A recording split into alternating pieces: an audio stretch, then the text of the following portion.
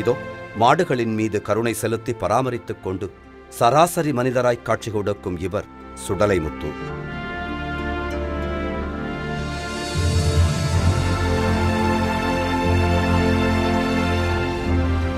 சராசரி மனிதனாய் நமக்கு அறிமுகமாகும் இவர் ஆயுள் தண்டனை கைதியாய் சிறை வாழ்வை அனுபவித்து விடுதலை அடைந்து தன் குடும்பத்தாரோடு குதூகலமான வாழ்க்கையை தொடர்ந்தவர்.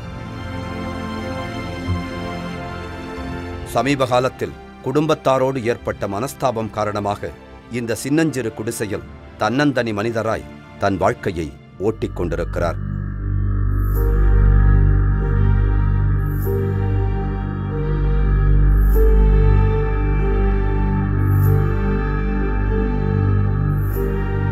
இவருடைய இந்த நிலைக்கு காரணம் என்ன?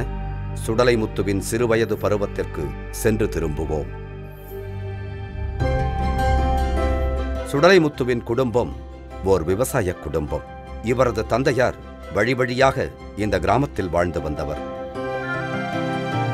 தனது 5 குழந்தைகளையும் விவசாயத் தொழிலின் மூலம் கண்ணும் கருத்துமாக பாசம் காட்டி வளர்த்தார்.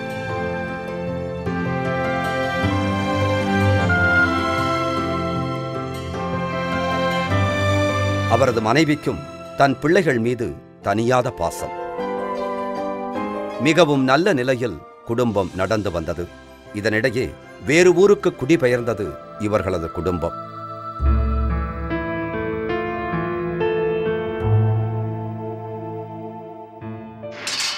எங்கள் பேரம்பூட்ட காலத்தில் பெரிய ஊர் பன்னீர்குளம். அப்புறம் எங்கள் பேரம்பூட்ட காலத்தில் காவலுக்காக வேண்டி புதுக்கோட்டைக்கு போகிறாங்க. இங்கே பிறந்து அங்கே தான் வாழ்ந்தோம். நல்லா தான் வாழ்ந்தோம். எங்கள் அப்பா காலத்தில் எங்கள் அப்பாவும் நல்லா பார்த்துக்கிட்டாரு, எங்கள் அம்மாவும் நல்லா பார்த்துக்கிட்டாங்க. அந்த ஊரில் சரியான பிடிமானம் இல்லாததால் மீண்டும் சொந்த ஊருக்கே திரும்பினார். அப்புறம் அங்கேருந்து எங்கள் அப்பா அங்கே வரணும்னாரு. வரணும்னா வாடகை வீட்டில் வந்துருந்தோம். அங்கே உள்ள காட்டெல்லாம் விற்று முடிச்சிட்டாரு. சுடலைமுத்துவின் தந்தையாரின் விவசாய ஆர்வம் குறைந்து குடி, சீட்டாட்டம் என கூடா நட்பால் தத்தளித்தது குடும்பம்.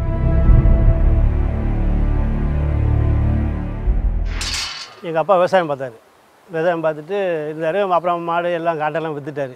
சீட்டு விளையாட்டு குடி அப்படிங்கிறதுல கஷ்டம், வீட்டு குடும்பத்தில் கஷ்டமும் கூட.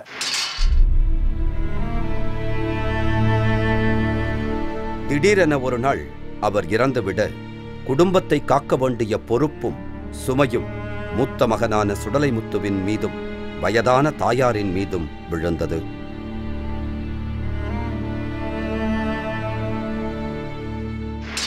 குடும்பம் நான் தான் வேலை பார்த்துக்கணும், எங்கள் அம்மாவும் வேலை பார்க்கும். 4 பேர், 3 தங்கச்சி, ஒரு தம்பி வேலை பார்க்க மாட்டாங்க. நாங்கள் தான் வேலை பார்த்து கஞ்சி ஊற்றுனது, சாப்பாடே போட்டது. சாப்பாடுலாம் கஷ்டம்னு வைங்களேன். விவசாய வேலைக்கு போவேன், களை வெட்ட போவேன், நடுவு வெட்ட போவேன், தண்ணி விளவை பார்த்துக்கிட்டேன், உழவடிக்க எல்லாத்துக்கும் போவேன்.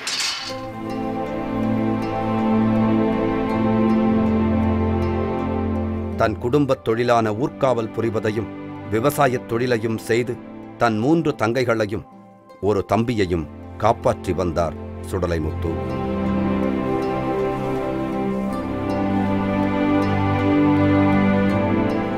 குடும்பஸ்தனாவதற்குரிய பக்குவமும் பொறுப்புணர்வும் இவரிடம் இருப்பதை அறிந்து 26வது வயதில் இவருக்கு திருமணம் நடத்தி வைக்கப்பட்டது.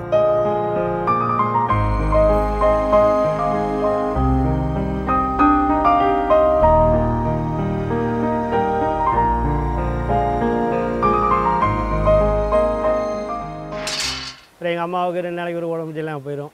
இப்போ நான் தான் அந்த கம்பு முள்ளு சோளமெல்லாம் இடித்து சாப்பாடு சமையல் பண்ணுறது. இப்படி மாதிரி தான் பெரிய ஆளாகவும் எனக்கு கல்யாணம் முடிச்சு வச்சாங்க. 26 வயசில் கல்யாணம் வச்சு அப்புறம் நாங்கள் வீட்டு மாமா நாங்களும் தனியாக இருந்தோம். வில்லங்கம் இங்குதான் ஆரம்பமாகி விஸ்வரூபம் எடுத்தது.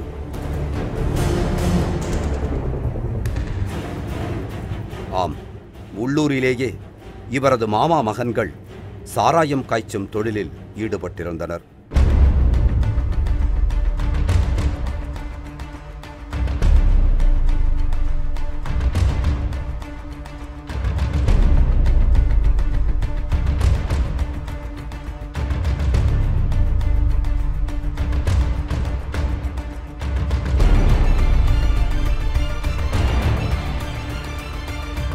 அதேபோல இவரது மனைவியின் தம்பிகள் இருவர் அதே தொழிலில் ஈடுபட்டிருந்தனர்.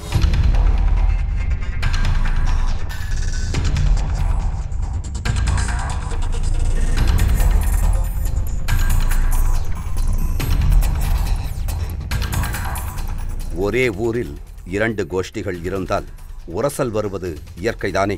அப்படித்தான் இந்த இரு கோஷ்டிகளுக்குள்ளும் சிறு சிறு பூசல்கள் அவ்வப்போது எழத் தொடங்கின.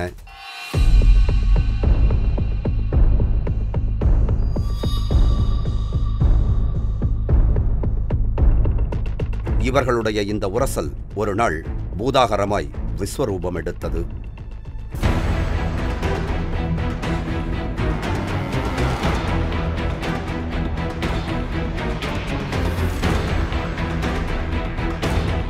இரண்டு கோஷ்டிகளுக்கும் மோதல், அடிதடி, ஆக்ரோஷமாய் மோதிக்கொண்டார்கள்.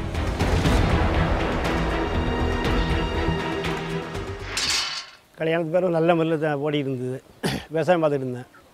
கிடையாது மச்சினமார், இங்கே உள்ள மச்சின மாமனும் அவங்களும் என் வீட்டம்மாவோட தம்பிமார் 2 பேர் இருந்தாங்க. அவங்களுக்குள்ளே தகராறு வந்துட்டு, தகராறு வருதுன்னா சாரை பிரச்சனைனால தகராறு கொடுக்குவாங்க.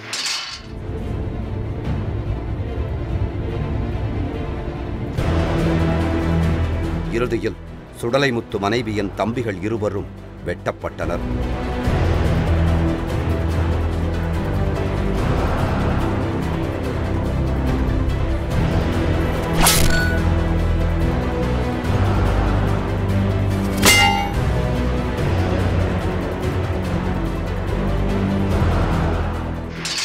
சாரை பிரச்சனைனால கொடுக்க வாங்கல வெட்டிட்டாங்க.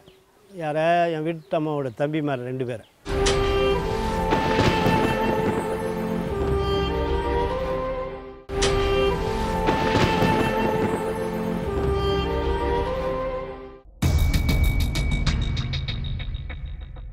வெட்டுப்பட்டதோ மனைவியின் தம்பிகள், வெட்டியதோ மாமன் மகன்கள். செய்வதறியாது திகைத்த சுடலைமுத்துவுக்கு பழிவாங்க வேண்டும் என்ற உணர்வு உள்ளத்தின் ஓரத்தில் ஒட்டிக்கொண்டிருந்தது. அதுக்கப்புறம் என்னையும் வெட்டணும்னு நினச்சாப்புல. என்கிட்ட பேச மாட்டாங்க எதுக்கு அப்படின்னு சொல்லி நான் சொன்னேன், நீ செஞ்ச செயலுக்கு உன்கிட்ட பேச வைக்காம இருக்க, என்கிட்ட பேசாதுன்னு சொன்னேன். எப்படி? இதுதான் உண்மையான செயல். அப்புறம் அதுக்கப்புறம் என்னை வெட்டி போடணும்னு நினச்சான். இடையிலே சமரசம் செய்த பெரியவர்கள் இனி ஒரு கொலை நேரக்கூடாது, யாரும் கத்தியை தூக்கக்கூடாது என இருதரப்பிடமும் சத்தியம் வாங்கினார்கள்.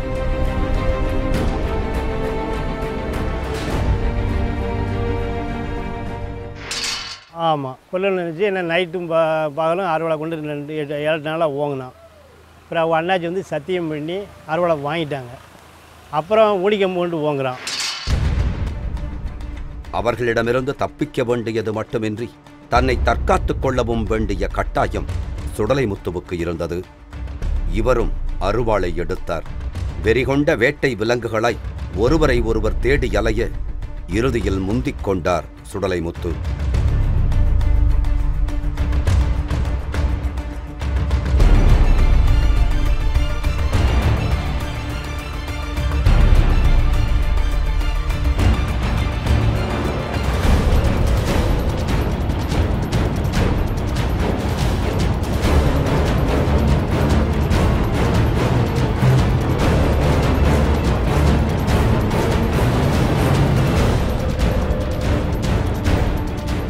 எதிரியின் கழுத்தில் ஒரே போடு.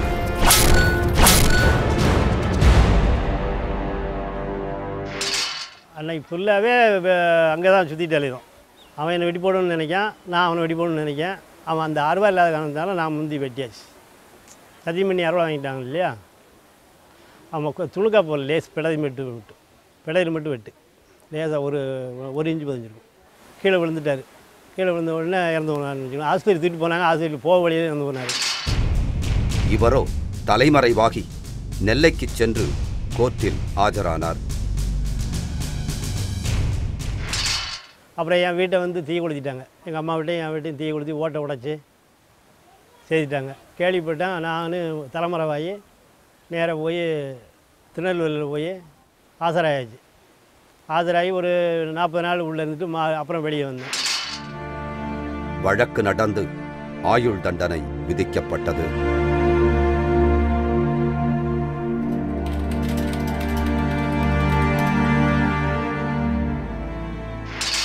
வெளியே வந்து ஒரு 5.5 வருஷம் கேஸ் நடந்தது. 5.5 வருஷம் கழித்து அப்புறம் எனக்கு தண்டனை கொடுத்துட்டாங்க, லைஃபு. குடும்பம், பிள்ளைகள் இல்லாத சிறைவாசம் எவ்வளவு கொடுமையானது என்பதை சுடலைமுத்து நன்றாக உணர்ந்தார்.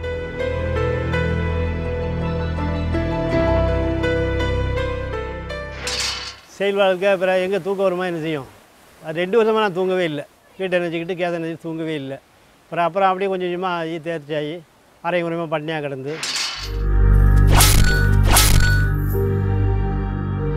அந்த ஒரு நிமிடம் யோசிக்காமல் ஆயுளை இப்படி கழிக்க வேண்டுமா என்று சிறையில் இருந்த ஒவ்வொரு நிமிடமும் நினைத்து பார்த்தார். சிறையில் இவருக்கு விவசாய வேலை ஒதுக்கப்பட்டது. வேற உள்ள விவசாயம் பார்த்துக்கிட்டு இருந்தேன். விவசாயத்துக்கு ஒன்று போகிறோன்னு விவசாயம் பார்த்தேன். 2.5 வருஷம் வெளியே, செயலை விட்டு வெளியே. தன் வேலையை தவறாமல் செய்து நல்ல நடத்தைகளோடு சிறை வாழ்வை அனுபவித்ததால் சற்று முன்பாகவே விடுதலை செய்யப்பட்டார்.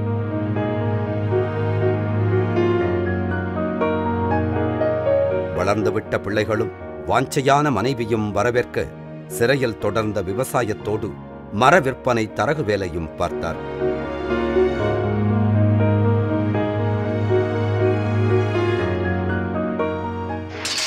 வெளியில் வந்து 2008 9ஆம் மாதம் 15ஆம் தேதி அப்புறம் வீடு வந்து சேர்ந்தேன். வீட்டுக்கு வந்து கொஞ்ச நாள் ஒன்றா இருந்தேன். சின்ன பையனுக்கு கல்யாணம் முடிக்கல, கல்யாணம் முடிச்சு வச்சுது. அதுக்கப்புறம் இப்போ ஒரு 3 வருஷம் ஆச்சு. யாரும் என்கிட்ட பேச மாட்டாங்க. என் வீட்டம்மா பேசாது, பையங்க பேச மாட்டாங்க. நான் தனியாக அந்த குடிசல் தான் இருக்கேன். இன்பமாய் சென்று கொண்டிருந்த வாழ்வில் இடி விழுந்தது போல் இவர்கள் குடும்பத்திற்குள் ஏற்பட்ட சிறு பிணக்கால் இன்று சிறை வாழ்க்கையைப் போலவே ஓர் தனி வாழ்க்கையை வாழ்ந்து போராடிக் கொண்டிருக்கிறார் சுடலைமுத்து.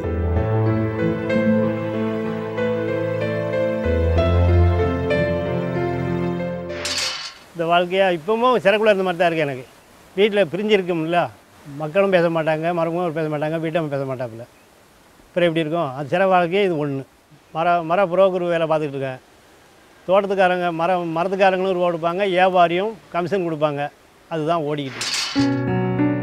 இவரது வாழ்க்கை கூறும் பாடம் எதிர்கால இளம் தலைமுறைக்கு மறக்க முடியாத மந்திரச் சொல்லாய் வழிகாட்டட்டும். இப்போ உள்ள பையங்களுக்கு இனிமேல் அப்படி நடக்கக்கூடாதுங்கிற சம்பவம் நான் நினச்சிருக்கேன். இயற்கையிலேயே இந்த மாதிரி யாரும் நடக்கக்கூடாது. இப்போ உள்ள பையங்களுக்கும் அறிவுரை. ஆனால் இப்போ உள்ள பையங்க சொல்கிறத யார் சொல்லியும் கேட்க மாட்டேங்காங்க. எல்லா காஸ்ட்லேயும் உலக நாடும் பூராமே எல்லா இடத்துலையும் டெய்லி கொலை விழா நாளே பாய் கிடையாது. எங்கே திருந்திருக்காங்க? திருந்தலை. ஆனால் வர்ற இளைஞர்கள் அவங்களே பார்த்து அவங்களா திருந்திக்கிடணும்.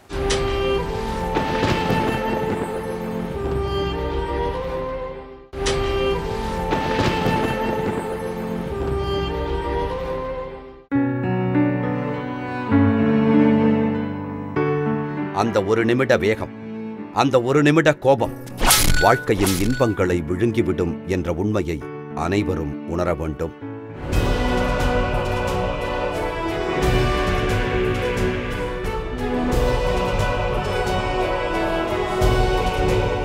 பல ஆண்டுகள் சிறைத்துறை டிஐஜியாக பல்வேறு சிறைச்சாலைகளில் பணியாற்றி அனுபவம் பெற்று ஓய்வு பெற்றிருக்கும் திரு ராமச்சந்திரன் அவர்கள் கைதிகளை சிறையில் கையாளும் முறைகளைப் பற்றி விவரிக்கிறார்.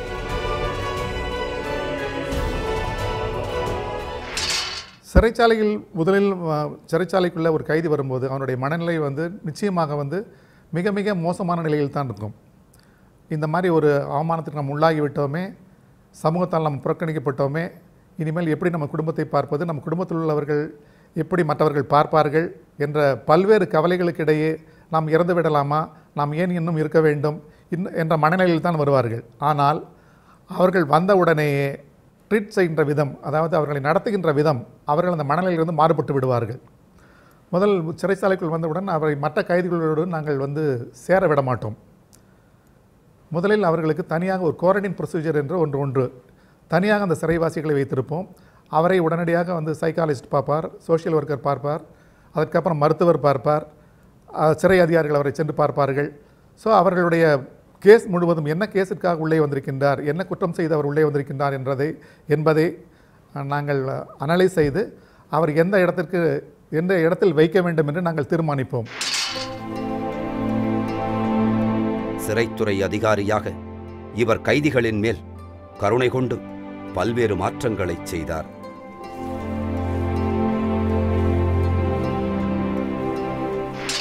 ஆரம்ப கல்வியிலிருந்து அவன் வந்து எந்த அளவுக்கு படிக்கணும்னாலும் படிக்கிட்டு போகலாம். எங்ககிட்ட இருக்கிற சிறை கைதிகள் வந்து டாக்டராக இருக்காங்க, நிறைய பேர் வக்கீலாக இருக்காங்க, இன்றைக்கும் ஹைகோர்ட்டில் வாதாடிக்கிட்டு இருக்கிற வக்கீல்கள் இருக்காங்க. இவங்கெல்லாம் சிறை கைதிகள் தான். படிக்காமல் வர கைதிகள் வந்து நாங்கள் உள்ளே படிக்க வச்சு அவங்கள வந்து பட்டதாரியாக்கி நாங்கள் வெளியே அனுப்புகிறோம். இப்பவும் பார்த்தீங்கன்னு கேட்டிங்கன்னா ஒரு வருஷத்தில் எப்படியா இருந்தாலும் 200-300 கைதிகள் வந்து பட்டப்படிப்பு முடிச்சுட்டு வெளியே போகிறவங்களா இருக்காங்க. அந்த மாதிரி எல்லா ஃபெசிலிட்டிஸும் உள்ளே இருக்குது. அது மட்டும் இல்லாமல் அவங்களுக்கு வந்து இப்போ யோகா இருக்குது, மெடிடேஷன் அவங்களுக்கு சொல்லிக் கொடுக்குறோம். உதாரணமாக வந்து பார்த்திங்கன்னா நிறைய எல்லா கைண்ட் ஆஃப் மெடிடேஷன்ஸும் வந்து நாங்கள் பண்ணி கொடுக்குறோம். இந்த ஈசா யோகா பண்ணுறாங்க. அப்புறம் இந்த டிரான்ஸ்லெண்டல் மெடிடேஷன் கோர்ஸ்னு ஒன்று அவங்களுக்கு கொடுக்குறோம். அது மாதிரி விபசனா மெடிடேஷன் கோர்ஸு, ராஜயோகம், இப்படி பல்வேறுபட்ட தரப்பினுடைய அந்த நிறுவனங்களும் வந்து சிறைவாசிகளுக்கு எல்லா விதமான நல்லதையும் கற்றுக் கொடுக்கின்றது.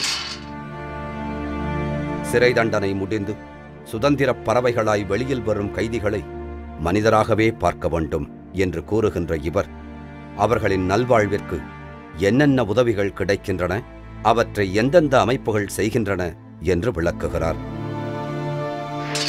இப்போ இவங்களுக்கு வந்து வெளியே போன உடனே இவங்களை வந்து உடனே யாரும் வேலை தர மாட்டாங்க. போகும்போதே அப்படி போகிறாங்க, வெளியே போகும்போது வேலை தர மாட்டாங்கன்னு. இந்த வேலை தர மாட்டாங்கன்றனாலே நாங்கள் வந்து அவங்களுக்கு நிறைய கைத்தொழில் கற்றுக் கொடுத்துருக்கோம். தச்சு வேலை, காகித கூடத்தில் வேலை, துணி நெய்கிற வேலை, டைலரிங் வேலை, பைண்டிங் வேலை, இப்படி பல்வேறு வேலைகளை வந்து அவங்களுக்கு நாங்கள் கற்றுக் கொடுத்துக்கிட்டு இருக்கோம். அதனால் அவங்களே சொந்தமாக தொழில் தொடங்கலாம். இவங்க போய் பேங்கரை அப்ரோச் பண்ணி எங்களுக்கு லோன் வேணும்னு கேட்டால் அதை வாங்கி கொடுக்கறதுக்கான ஆர்கனைசேஷன் நிறைய இருக்குது. ஆஃப்டர் கேர் ஒன்று இருக்குது. அவங்கள வந்து திருப்பியும் அவங்களுக்கு வந்து அவங்க ரீஹாபிலிட்டேஷன், அவங்களுடைய புனர்வாழ்வுக்கான முயற்சிகளில் வந்து அவங்க இருப்பாங்க. அதில் எங்களுடைய ப்ரொபேஷன் ஆஃபீஸர்ஸ்னு எங்களுடைய ஆஃபீஸர்ஸ் இருக்காங்க. அவங்க அந்த கைதிகளை வந்து அவங்களுக்கு வேண்டிய நல உதவிகளை செய்வாங்க. அது மட்டும் இல்லாமல் டிஸ்சார்ஜ் பிரிசனர்ஸ் எய்டு சொசைட்டின்னு ஒன்று இருக்குது. விடுதலை குற்றவாளிகள் சகாய சங்கம்னு அதுக்கு பேர். அவங்க மூலியமாக வந்து இவங்க பேங்க் லோன் வாங்கலாம், தனியாக தொழில் தொடங்கலாம். இல்லை அது எங்கேயாவது வந்து அவங்களுக்கு வேலை கிடைத்தாலும் அந்த இடத்துல வேலைக்கு வந்து போகிறதுக்கு வந்து அவங்க வந்து இவங்க ரெக்கமெண்ட் பண்ணலாம். அதனால் வந்து அப்படியே வந்து அவங்க போகிறதுக்கான எல்லா வாய்ப்புகளும் இருக்குது. சிறை தண்டனை அனுபவித்துவிட்டு வெளியில் வருவோரை இந்த சமுதாயமும் அவரது குடும்பத்தாரும் எப்படி நடத்த வேண்டும் என்று தாயுள்ளத்தோடு நமக்கு உணர்த்துகிறார் திருமிகு ராமச்சந்திரன் அவர்கள். மக்கள் வந்து ஜென்ரலாக வந்து கைதிகளை வந்து கைதிகளாக அவரை ட்ரீட் பண்ணக்கூடாது. அவனை முதல்ல வந்து நாங்களே கைதின்னு சொல்கிறது கிடையாது. அவனை சிறைவாசி என்று தான் சொல்கின்றோம். Is the ward of the state. ஆக்சுவலாக அவன் வந்து ஒரு அங்கம் தான், இந்த சமூகத்தினுடைய ஒரு அங்கம். அவன் வந்து ஒரு குற்றம் செய்தால் தண்டனை முடிந்து போயிட்டது. அது அவனை வந்து கைதியாக பார்த்து அவனை புறக்கணிக்கக்கூடாது. அவன் மேல் அன்பு காட்ட வேண்டும். நீங்கள் எந்த அளவு அன்பு காட்டி அரவணைப்பீர்களோ அந்த அளவுக்கு அவன் உங்களிடமும் விசுவாசமாக அன்போடு உங்களோடு பழகுவான். எனவே அவனை தனியாக ஒரு மிருகம் மாதிரியோ எல்லாம் பார்க்கக்கூடாது. அவன் நிச்சயமாக நீங்கள் எந்த அளவு அவன் மேல் நம்பிக்கை வைக்கின்றீர்களோ அந்த அளவுக்கு அவன் சமூகத்தின் மேலும் நம்பிக்கையை வைத்து உங்களோடு இயந்து வாழ்வான். சிறையிலிருந்து வெளியே போவதற்கு நான் சொல்வதெல்லாம், நீங்கள் வந்து ஏதோ சந்தர்ப்ப சூழ்நிலையால் தவறு செய்து உள்ளே வந்து விட்டீர்கள். முதல்ல வந்து ஜெயிலுக்குள்ளே இருந்து வெளியே போகிற கைதின்ற மனநிலையை முதல்ல நீங்கள் மாற்றி கொடுங்கள். அந்த மனநிலை உனக்கு எப்போவுமே இருக்கக்கூடாது. நீ கைதின்ற நினைப்பு உனக்கு இருக்கவே கூடாது. அந்த காம்ப்ளெக்ஷனே இருக்கக்கூடாது உனக்கு. நீயும் சாதாரண மனிதன் தான். சொசைட்டியில் வந்து நீ வந்து இயங்குவதற்கு உரிமை படைத்தவன் தான். நீ செய்த குற்றத்துக்கு தண்டனை அனுபவிச்சுட்டு அதோட முடிஞ்சு போச்சு. அது சிறைக்குள்ளே வெளியே போகும்போது நீ என்ன படிச்சிருக்கியோ, இங்கே என்னெல்லாம் கற்றுக்கிட்டு இருக்கியோ, நிறைய வந்து உங்களுக்கு கற்றுக்கிறதுக்கு வாய்ப்புகள் கொடுத்தோம். நிறைய கற்றுக்கிட்டு இருக்கீங்க. கம்ப்யூட்டர் கற்றுக்கிட்டு இருக்கிற, நிறைய படிப்பை உன்னுடைய அறிவை பெருக்கிக்கிட்டு இருக்கிற. இதன்படி நீ வந்து வெளியே போய் வாழணும். திருந்திய மனிதனாக திருந்தி இருக்கிற, நீ திருந்தலைன்னு சொல்ல மாட்டேன் நான். இருந்தாலும் நல்ல முழு மனிதனாக நீ வெளியே செல்கின்றாய். உன்னுடைய குடும்பம் குட்டிகளோடு நீங்கள் வந்து சுகமாக வாழ வேண்டும். அவர்கள் எல்லோரிடத்திலும் அன்பாக இருக்க வேண்டும். இனிமேல் எந்த காரணத்தை கொண்டும் நீங்கள் வந்து கோபப்படக்கூடாது. கோபப்பட்டு உங்களுடைய வாழ்க்கையை நீங்கள் அழித்துக்கொள்ளக்கூடாது. எந்த தவறையும் இனிமேல் செய்ய மாட்டேன் என்று நீ உறுதி எடுத்துக்கொண்டு வெளியில் வந்து கடுமையாக உழைத்து மீண்டும் நீ இழந்த இடத்தை நீ வந்து நிரப்ப வேண்டும் என்று நான் அவர்களுக்கு கூறி அனுப்புவேன். இத்தனை வாழ்வாதாரங்கள் நம் கண்முன்னே குவிந்து கிடக்க சுடலைமுத்து போன்ற தவறு செய்தோரும் இனி தவறு செய்ய நினைப்போரும் ஒரு நிமிடம் யோசித்து தங்கள் முடிவினை மாற்றி எதிர்காலம் நல்ல விதமாய் அமைய வழிகாணலாம்.